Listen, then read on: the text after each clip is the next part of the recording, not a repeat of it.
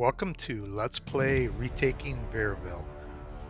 I recently finished up a Let's Play session of the Guard's Counterattack, which focused on beginning Advanced Squad Leader, full Advanced Squad Leader. I thought I would revisit that idea and do a Let's Play version of Starter Kit, Retaking Vierville, which is scenario S1, as you can see here, in Starter Kit. And this should be the first scenario you play if you're diving into Starter Kit, because as we'll see, it is the most basic and simple fundamental infantry only scenario that you can cut your ASL teeth on. I'm going to go through some basically fundamental setup things you need to do to get going to play Retaking Vierville, and then we'll just jump right into the game, and I'll try to explain the rules I'm using and some of the tactics that I may use as well. And I'll annotate this video as needed to either correct things or point things out. But this video, or this series of videos, probably do 5 videos because it's 5 turns, just like I did with the Guard's Counterattack. Will be a good introduction to Starter Kit, Advanced Squad Leader, or even full ASL as well. Let's start out by taking a look at the scenario sheet. For people who are brand new to the system, just getting their first information to see what it's all about, to play Advanced Squad Leader, you need a scenario. And Starter Kit probably has, at this point, well over 100 scenarios. I'm guessing between 100 and 200, maybe more. It's in the hundreds, low hundreds, I would say. Full ASL has scenarios in the thousands, so there's no lack of games to be played in this system, either at the Starter Kit level or the full ASL level. So every scenario sheet, scenario card, basically looks like this. You've got the title, the scenario number, a flavor image, usually close, either historically accurate or close to historically accurate. You have a historical background. You have a board configuration to show which board or boards are in play. In this case, it's only one board. And further in this case, it's only part of one board. The red colored section of board Y. And it says here, only hex rows A through V are playable. Then you have balance, which is primarily for choosing sides. If you give one side, if one player gets the side they like, usually you give the balance to the other player. We usually don't play it like that. We usually ignore balance. It doesn't really have much of an effect. Very small effect. Then you have your turn track. This is a 5-turn scenario. The Americans set up first, and your setup information will be in these nationality blocks, Americans, Germans. The Americans set up first. The Germans move first. So you can see here the German turn counter is on the German side. And then these symbols in each turn indicates reinforcements that will come in or potentially be set up on board each turn. In this case, they're only these Americans set up first on board. Everything else is kind of alternating, coming onto the board on different sides. Basically platoons of Americans and German soldiers converging on Vierville to basically take it a day after D-Day in Normandy. So then here you have the American order of battle. Their experience level rating, ELR rating of 5. It's kind of their indication of how good their morale is to be replaced by less quality unit. And then where they set up or where they enter on each turn. Then here's the Germans, same thing. They have an ELR of 3, slightly less. And where they enter on each turn. Special rules. Oh, I'm sorry, let me scoot this up. That's the German section I just spoke to. Special rules, none in this case. Very simple. There's no extra special things going on here. And then a historical aftermath. Obviously, we know what the outcome was during World War II. The Americans eventually did secure Vierville. Let's see if they can do it in this Let's Play replay. Couple things to note about the units here. The Americans, these are American paratroopers, 747s. The firepower is underlined, which is spraying fire, which is not, I have to unlearn some ASL things here, which is not included in Starter Kit, only full ASL. Underscore range is assault fire, which is in Starter Kit. Underlined morale basically means they're immune to ELR. They will not reduce in quality if they fail ELR. Okay. And the exponent, smoke exponent of 3. American paratroopers have very good smoke exponent. So use your smoke often.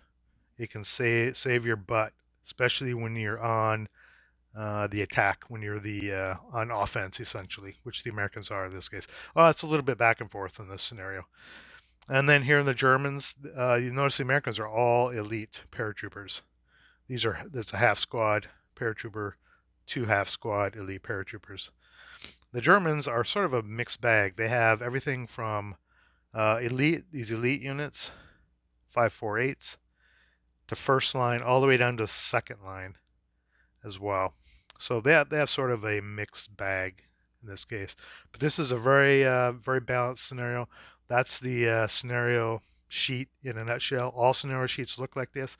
They all have the same type of information, very structured, so you can set up a scenario quickly. You can even glance at the scenario sheet and kind of get an idea of what the scenario is about without reading a lot of information. You can just glance at a sheet and know, there are this many squads, or this many tanks, machine guns, what have you.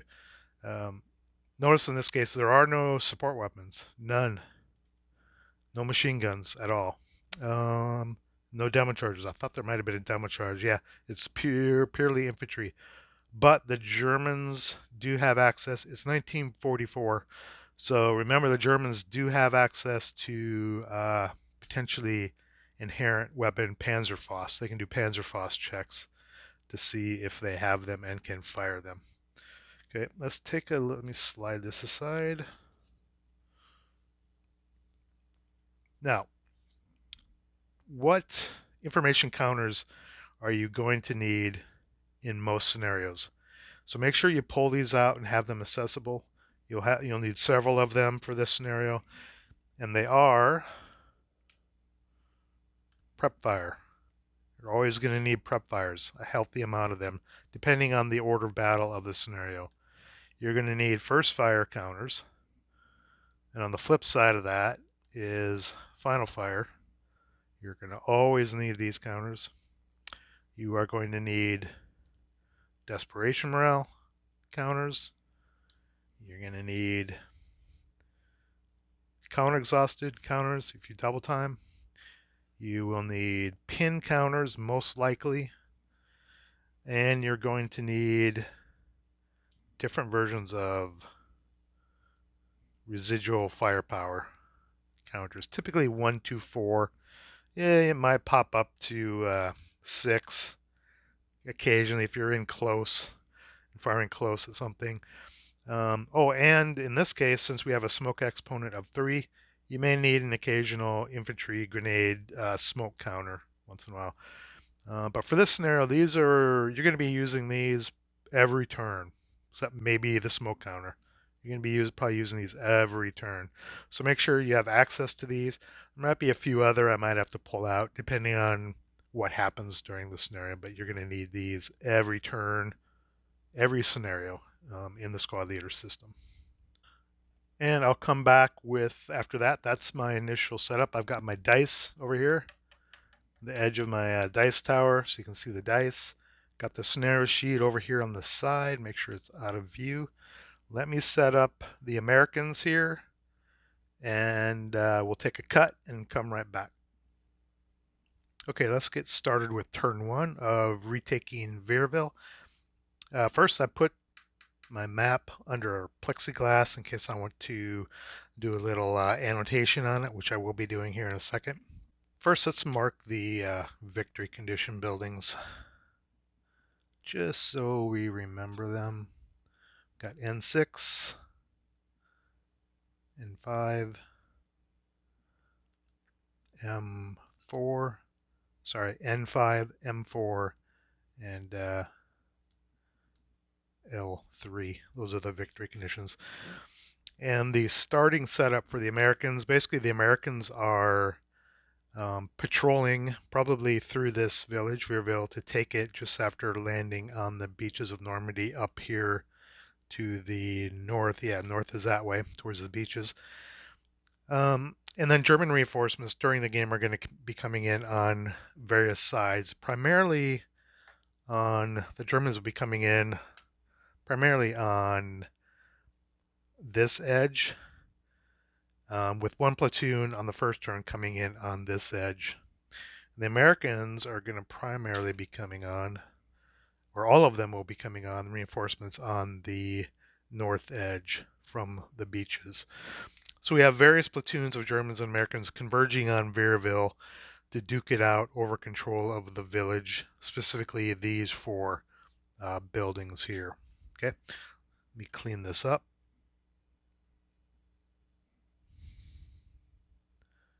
Let's get started with turn one. Now my German attack tactic is probably going to be, so the first turn I've got two platoons coming on, one from the east, this edge, like I said, and one from the west from this edge.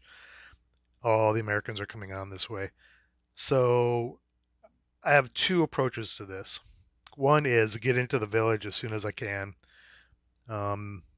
before the Americans can react and jump into buildings, and or try to cut off as many of the American reinforcements that are all going to be coming on this way, by cutting it off roughly in this area. There's not a whole lot of cover in this area. We've got essentially this, some grain, and a building there, and a building there to cover any encroaching Americans coming on like this. Now, if I don't cut off Americans and the Germans decide to sneak into the village, say like this and like this, you're going to have three platoons of American paratroopers coming on here without being cut off. Basically, an entire company of American paratroopers coming on and converging and trying to push the Germans out. And the victory conditions are the Americans win at game end if there are no good order German units in buildings N5, N6, M4, and L3, meaning the Germans have to capture all four of the buildings. So the Americans only have to win by holding one building at the end of the game. So let's get started. Let me pull the abbreviated infantry fire table onto the screen right here. And as usual, you can always refer to the phases up here in the upper left corner, just above the dice tower tray here. You can see that up there. So rally phase, nothing to rally, no activity in the rally phase. Prep fire phase, the Germans are all out off board currently, no prep fire. So we go directly to movement. Now I can start bringing my Germans in either on the platoon, either on this edge, or on this edge, or I can even alternate between the two. It doesn't matter. But I have to set them up first off board, which you won't be able to see. But as I move them on board, you'll see their approach. So I think I'm going to use a fairly conservative approach for my attacking Germans in the beginning. I'm going to bring this bottom platoon in and approach something like this.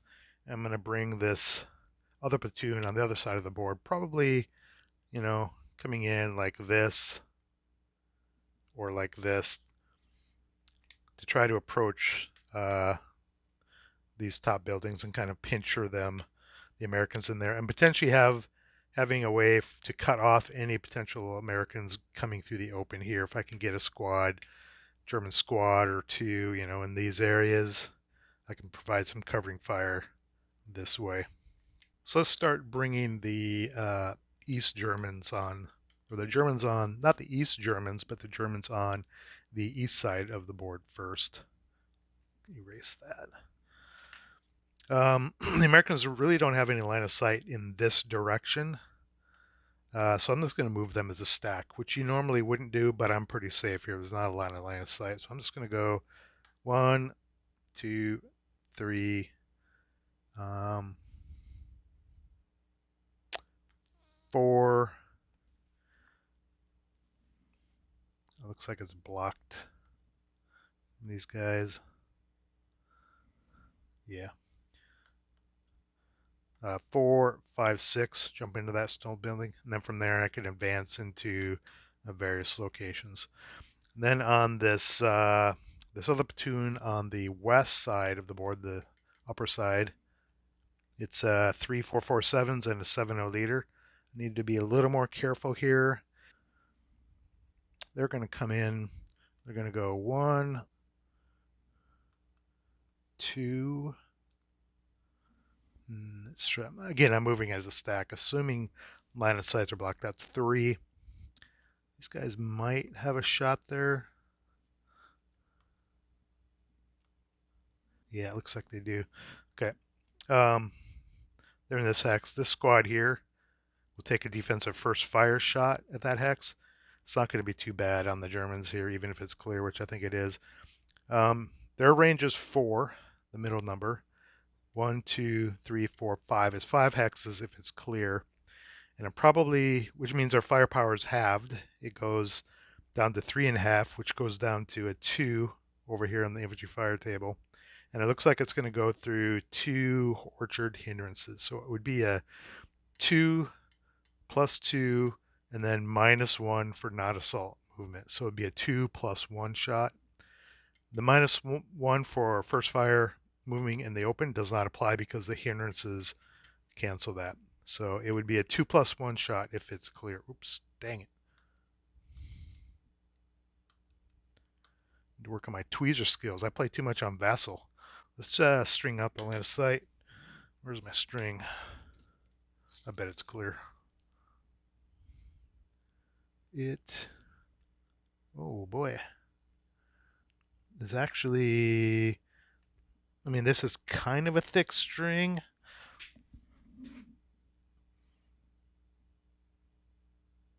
That's kind of hard for me to see. I think it's blocked. I think it goes into the string.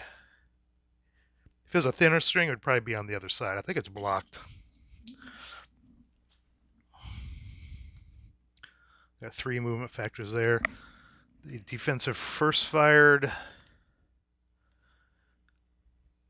There's no point in rolling because in full ASL you would roll in case you activated a sniper, but there's no outcome that could. Well, there is an outcome. I guess they could cower and potentially not have the ability to fire again. I don't think they're going to fire at anything, so I'll go ahead and roll it just to see if they cower. They did not, and they wouldn't have achieved anything even if it was clear. Okay, first fire. That's at 3 movement factors. Let's go 4, 5, 6. Now this is clear. They could subsequent first fire. It's going to be a really crappy shot, but I'll do the math here. So 3.5. It's in range, so it's only half firepower for subsequent first fire. So it's 3.5. Again, down to 2. Looks like +1 hindrance, +3 tem, -1 non-assault moving. So it's going to be a 2 plus 3 fire. 2 plus 3 shot, which isn't going to really do anything. Nope. And they're marked final fire. Normally I would have left residual. No, that was blocked. No residual there because it's blocked. And this residual here would be it will go down to a 1 normally, and then this hindrance would reduce it to 0, so there'd be no residual in this hex. Each +1 of hindrance reduces the residual fire by 1 column, so it would go down to from a 2 to a 1 and then a 1 to 0 due to that. I don't think anything else has a line of sight to anything. as far as these moving units go. So we go directly to defensive final fire. That was movement. There's no line of sight. These guys might have a line of sight into there from here to there. Or these guys have a line of sight. It's at long range. Hindrance +3. That'd be a 1 +3. If I could do a fire group, it would be a 8 +4. That'd be an 8 +4. I'll go ahead and do a fire group. I'll check line of sight from N4. That is just blocked as well. So only these guys, their firepower is the only one that will count. So they're beyond range. Their range is 3. 1, 2, 3. So it's a 1.5, which goes down to a 1.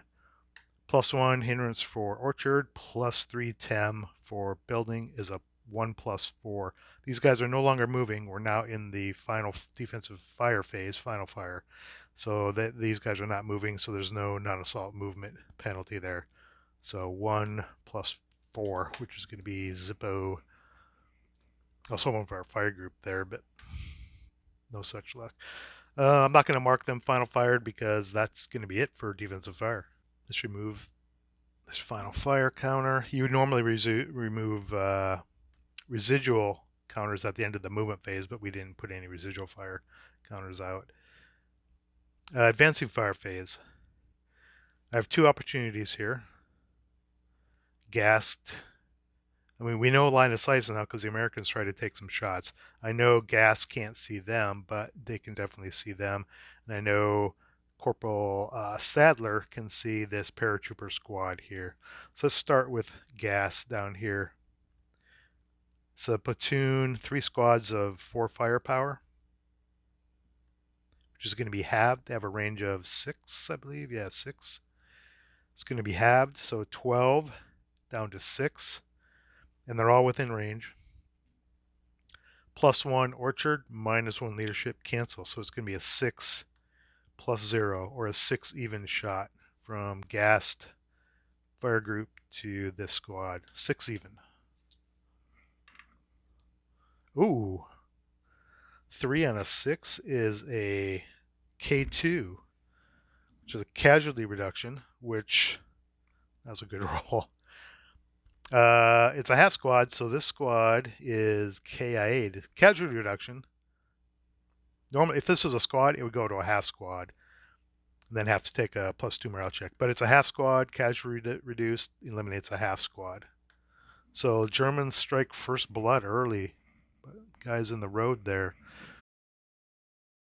I'm not going to mark these guys with anything. Normally, you don't mark advancing fire guys with anything because there usually aren't a lot of them. But if you're playing a huge scenario with tons of units moving, you might want to use something to mark guys that have advancing fired to remember which ones you've gone through. You can mark them with another prep, just throw another prep fire counter on them and to mark them. They make sure you don't double fire the guys if you have a big scenario going on. Now let's go over to Corporal Sadler here. Same situation. There just won't be a -1 modifier because he's a 7-0 leadership leader. But we're basically going to have, these are 4-4-7s. Yeah, these are second line. 12 firepower. It's going to be half for advancing fire. So it's going to be 6 +1 for the orchard. No leadership modifier. So 6 +1 shot. Oh, nothing there. So he's fired. He's fired. Advancing fire is complete. Next up is route phase. Nothing broken. Nothing to route. German advance phase is next. So down here, I think I'm going to jump gassed into here. Kind of spread these guys out. I could advance this guy here, here, here. Let's see, do I want to cover? I know there's going to be a lot of Americans coming on for the next, 3 turns coming on this edge. Do I want to bolster reinforcements coming on, or do I want to bolster trying to take the buildings and do something like that? In case they jump into these buildings, it would be a point blank fire from me onto them. And then potentially give me a route path back to here if these guys broke but didn't have line of sight to any Americans that might be over here, because they wouldn't be able to route back if that's the case. So it's a little tricky here. Under the wrong situations, the Germans here could be in a world of hurt. If the Americans come on and these guys suddenly break and find themselves adjacent to Americans, they may have nowhere to go. So you need to be very careful here with this approach. That's why I think some people might approach from this way. It gives them better route paths to not be cut off by American reinforcements. But I made the hard choice and came in like this. It's a little more risky, but it gets me to the buildings quicker. I think I'm going to change this a little bit. I think I'm going to put gassed here and advance this guy into here instead. Play it a little more conservative. Spread out, cover the back, cover their back, cover their front a little bit with these guys. Now over here, I think I'll probably leave Corporal Sadler there. Potential route paths. If I move guys in the K4 and they broke, they're pretty safe.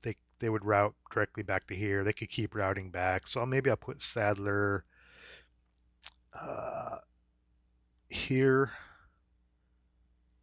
Trying to stack these guys up. Go like that. Go like that. Probably I'll go ahead and stack them in a stone building like that and see how that goes. So basically now I've got the Americans in a pincher move, but we're going to have American reinforcements coming on very shortly. That's it for advance. Close combat phase, there is no close combat. Nobody advanced into the same hex as Americans in this phase, in the advanced phase, so there's no close combat. That's it for German turn 1. Let's go to American turn 1. Let me set up my reinforcements coming on this edge here. Enter on turn 1 along north edge. We've got another 3 squad platoon and an 8-1 leader of paratroopers coming on. I think I'm going to bring them on. Let's see. 3, 4.5, 6. Yeah, I think I'll do something like this. Just bring them up the wheat, get into that stone building. Then I'm only 1 hex away. I can use their smoke to potentially get across. If I came up this way, I've got 2 hexes. I basically have to get across. Even if I use smoke, I'd be in the open for 1. And then again, if I came this way, I've got a lot of open ground here that I need to cover. So I think the way this is going this early, I think I'm going to take this approach, come right up and jump into the stone building. Okay, now that I have my Americans set up, my reinforcements set up coming on down here, let's go ahead and do rally. Nothing in the rally phase. Prep fire phase. Do I want to fire any of the Americans? I don't think I do. They're kind of hanging in the road, suddenly being swarmed by Germans from both sides. I think I need to duck them into buildings as quickly as I can. So let's jump to movement phase. Let's start. Yeah, let's just start up in the village here. I could bring my guys on first here, my reinforcements, but let's start in the village here. I'm just going to do some assault moving and jump into some buildings. Now I could jump all of them into these buildings and kind of leave this side vulnerable, but I think I'm going to assault move that squad there. Now I do have fire options here from the Germans. I could fire with these units. I could actually fire twice because they expended 2 movement factors. And actually I would probably choose to fire twice because unless Hayward moved to here, they wouldn't be able to subsequent fire on Hayward as he moved. If they moved into here, which is what I plan to do, these guys wouldn't be able to fire on them at all. So I think I will first fire onto here and subsequent first fire onto here because they won't have any opportunity to subsequent first fire after these guys are done moving. So the assault moved into there. No first fire, non-assault movement penalty. So 2 squads here, 8 fire group for 12 total. And the modifier is going to be +3 for the building, plus 1 for the orchard, so it's going to be a 12 plus 4 firepower attack. My dice are not coming out. 8 on a 12. 1 morale check. If you look at the infantry fire table right over here, they mark these guys first fired. Remember, it's a 1 morale check. 1 morale check on the paratrooper squad. That assault moved, and they broke. Bummer. And they are under DM. This is kind of what I referred to earlier, if they break and get stuck over there. Now these guys are going to subsequent first fire. Like I said, they spent 2 movement factors there. They could subsequent first fire at half firepower. Same hindrance and terrain effect modifier, so it's going to be a 6 plus 4 attack for their second attack. It's a nothing, and they cowered, but it doesn't matter because they're going to be marked final fired anyway. They cowered. I rolled doubles, which means they cower because the fire group did not contain a leader. It was not directed by a leader. But in this case, it doesn't really hurt the Germans because after your subsequent first fire, you're final fired anyway. Hayward, I am going to assault move into there. These guys could fire on them, but I think I'm going to wait for this squad who I know is going to jump in there. And I'm going to assault move into there. And I'm going to form a fire group with these 2 squads. 4, 1 hex range, doubled to 8, plus another 4 over here. Now, the hindrance, there is going to be a hindrance here. This squad has a hindrance of the orchard. Orchard is inherent terrain, so it goes all the way to the hex sides, including the hex side. So if fire goes right down the hex side, that counts as a hindrance. So it's going to be a 8 plus 4 is 12, plus 1 hindrance, plus 3 stone building. 8 plus 4, 12 plus 4.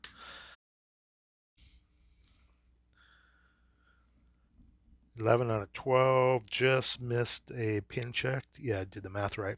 11 on a 12, just missed a pin check. You can check over here. They are first fired.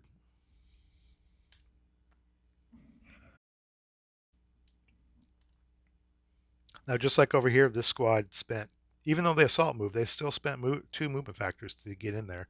So they can be fired on again by these squads. There's no other target closer, so they're able to fire subsequently on these guys. It's just going to be half, same as over here. Half firepower, same modifier, 6 plus 4. It's nothing.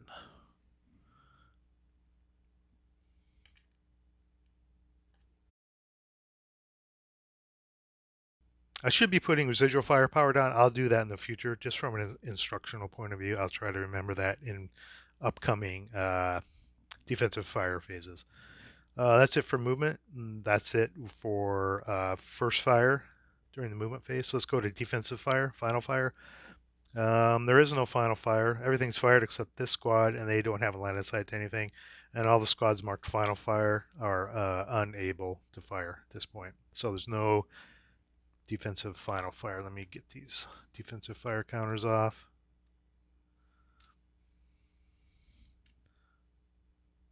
Oh, okay, reverse that. I almost forgot to move these guys on down here. Okay, remember, I'll put them back.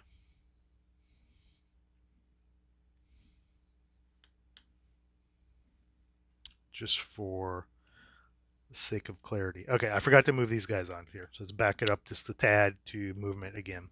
Movement and first fire. So these guys are going to go, and the only guys I can fire is maybe this squad here, maybe through the grain. They're going to go 1.5. Grain is 1.5. 3. 1, 2, 3, 4. They're in range. But the hindrances, maybe I should try to take a shot. I'll try to take a shot there. They're at 3 movement factors. It's going to be a 4 plus, well, probably 1, if it's clear, 1 for the hindrance, minus 1 for non-assault movement. It might be a 4 even shot. Let me check line of sight. to that hex. Yeah, it looks clear. Try not to block the camera, which I probably am. Oh yeah, it's very clear.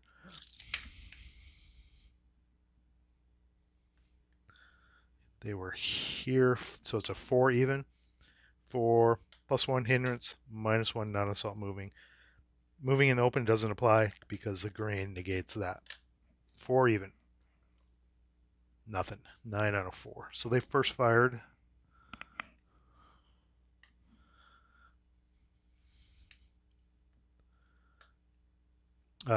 Four and a half. Maybe I should have waited to there, but I don't know if that's clear. I'll go ahead and I'll do subsequent first fire. I'll try it. It's going to be 2 minus 1 if it's clear.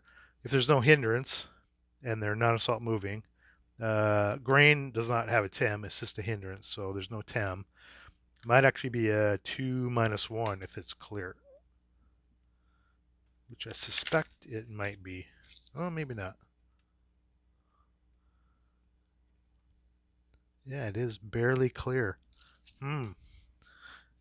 Wait, was there a hindrance? Yeah, there was a hindrance. Sorry. In S8. So it's going to be a 2 even, not a 2 minus 1.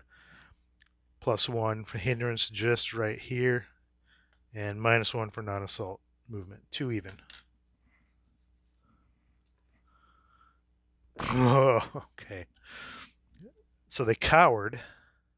No leadership is guiding the shot. So it was a 2. So it cowers down to a 1. So it's a 2 on a 1. And if we look at our infantry fire table here, 2 on a 1 is a 1 morale check. We just missed a 2. If they went to coward, a 2 on a 2 is a K1. There would have been a possible casualty reduction to 1 or more units. So we have a 1 morale check now on these guys. Snake eyes. Nice. Leader Sergeant Duffy is 1 MC. Yeah, 2 on a 1. 1 MC. Oof. That's not good. I thought I'd be relatively safe coming up through the grain here. 1 MC 3 times. Oof. Pin. Top guy is pin. The 7 final. Middle guy is broke. 10. What's their ELR? Oh, their ELR is 5. They're fine. Second guy's broke. Pinned broke and broke. That was a 10. That was a 6 and a 4.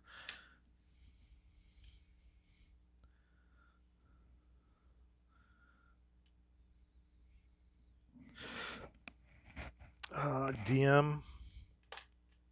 Not a good start for the Americans. And normally this squad needs to take a leader loss task check, which might result in him being pinned, but he just got pinned, so I'm not gonna roll it. And they stop there. This guy's pinned, the other guys are broken, and they cannot move. These guys are heroes right now, German heroes. That's it for movement. Their final fire, everything's final fired. Defensive fire, nothing can fire. Let's go ahead and remove all the final fire counters.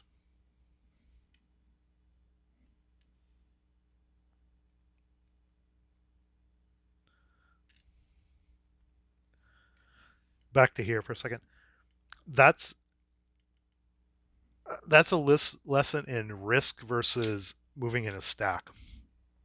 So everything was fired here, and I'm moving through grain with hindrances as something with 4 firepower or 2 if they subsequent first fire.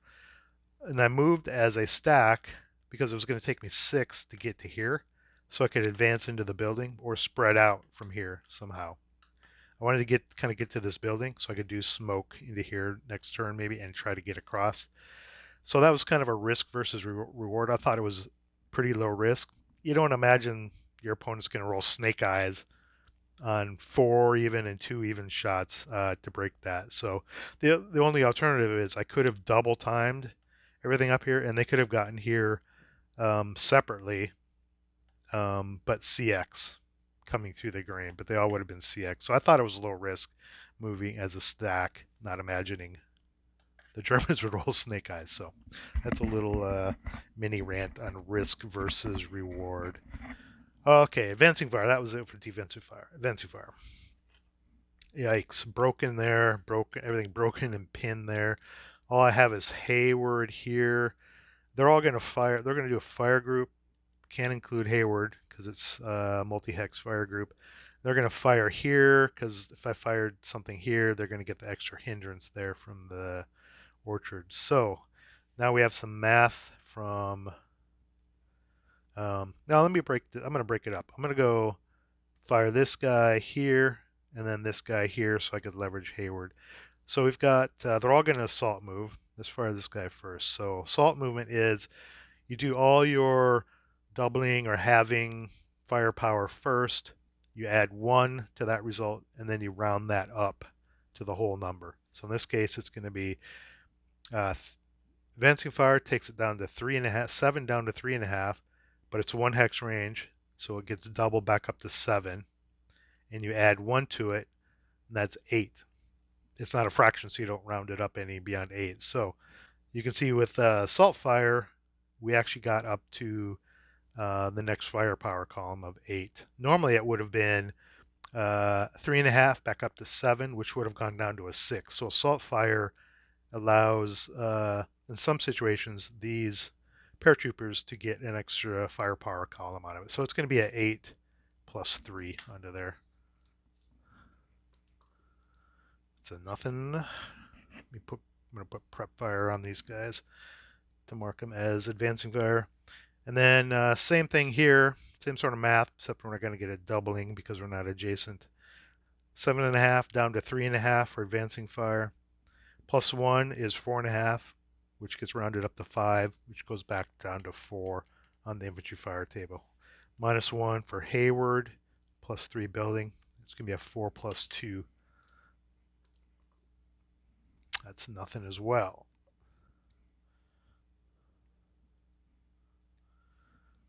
That's it for advancing fire phase route.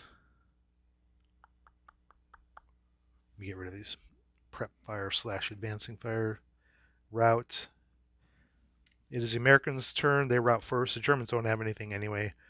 These guys technically don't have to route. They are in a building or woods or building. They're not in open ground, in other words.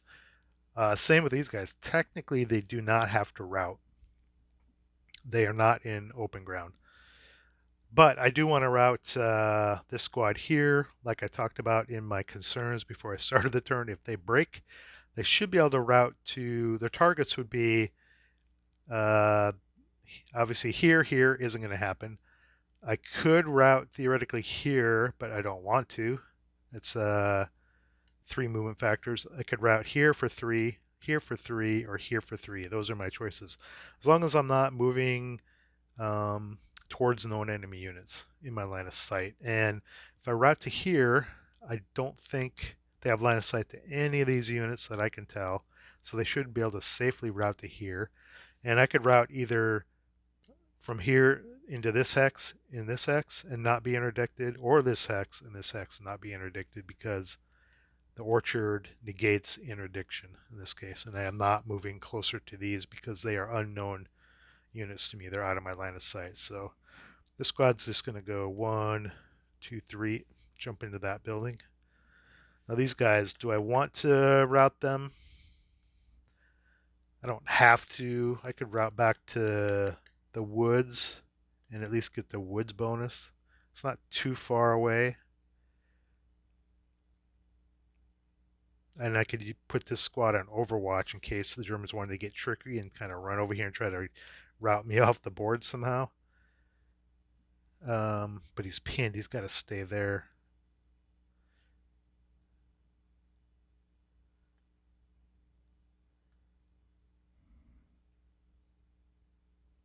Yeah, if I move here, he's out of line of sight there. He might not be able to put me under DM, so maybe I'll route back to the woods because he'll kind of be out of line of sight. Well, okay, my official targets are going to be, if I choose to route, it's going to be 1.5, 3.5, 1.5, 3.5, 1, 2, 3, 4, 1, 2, 3, 4. So he can't move here. I'm moving closer to these units.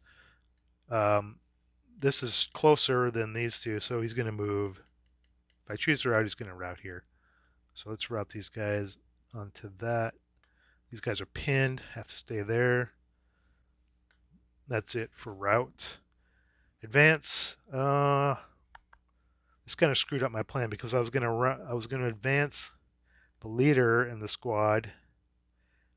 I was gonna have a leader in a squad either here or here, and another squad. I was gonna have a squad here and here, and a leader in one of those hexes. But now I have to leave. I'm gonna leave the leader here to rally these guys and advance into there like that. Leave the leader behind to rally. Now my back is kind of exposed at this point, so these buildings are lost. I'm either gonna have to fight to hold these buildings or try to win these back when I get more reinforcements coming on the north here, maybe, because all the Germans are going to come on this way after this term. These guys can't advance. They are pinned. Close combat. No close combat. That's it for turn 1 of the retaking. Let's play Retaking Vierville. It went, so far it's gone the Germans' way. Maybe my plan of attack and defense for the Americans wasn't that great. Who knows? Again, wasn't planning on the snake eyes when these guys moved on the board. That's just the way the RNG works in ASL with the dice. Okay, let's do turn 2 maybe in a few days after I get this turn 1 video up, and we'll see you then. Thanks for watching.